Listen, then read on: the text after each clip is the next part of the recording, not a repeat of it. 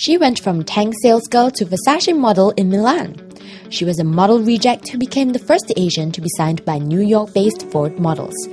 And she was a student who fought objection from a journalist's father to become a model and eventually proved herself by modeling for Givenchy in Milan.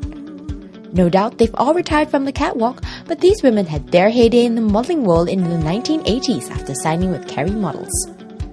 Razor TV catches up with them at Carrie's 35th anniversary party recently and gets them to recall their glory days.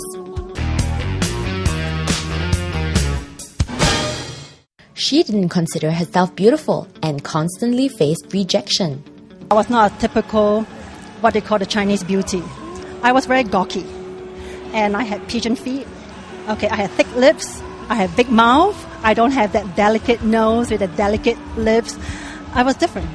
But her mentors at Carrie Models kept pushing her on, and Ethel Fong eventually made it big not just in Singapore, but also on the international circuit.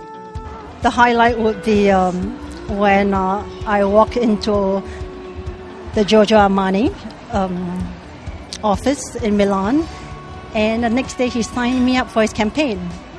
So I was the campaign model for Giorgio Armani. Way before Armani, I walked into Ford agency, and I was the first Asian model they signed up.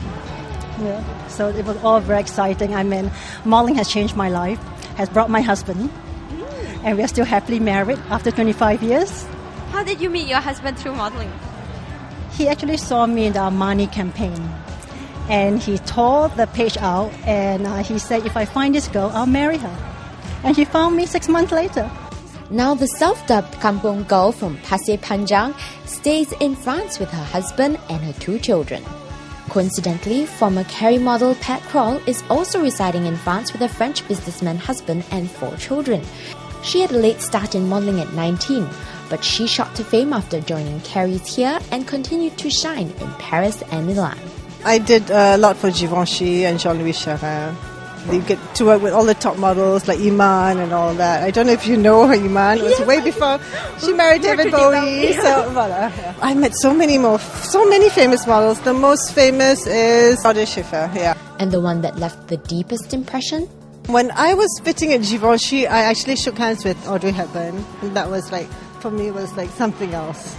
Pat retired after having her first child in 1993 and remains a full-time mom today.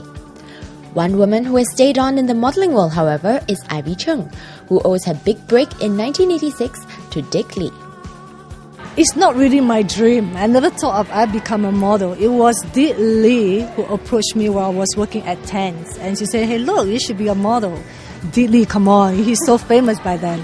So I was like, why not? I'll give a shot. I never think that I can go to Milan to model and end up in Hong Kong, living in Hong Kong now. Yeah.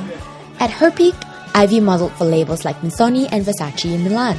She retired from the catwalk in 1999, but continued working at Carrie Models as a model booker in Hong Kong, and some of her family members too have joined the modeling circle, including her niece, current it girl Sheila Sim.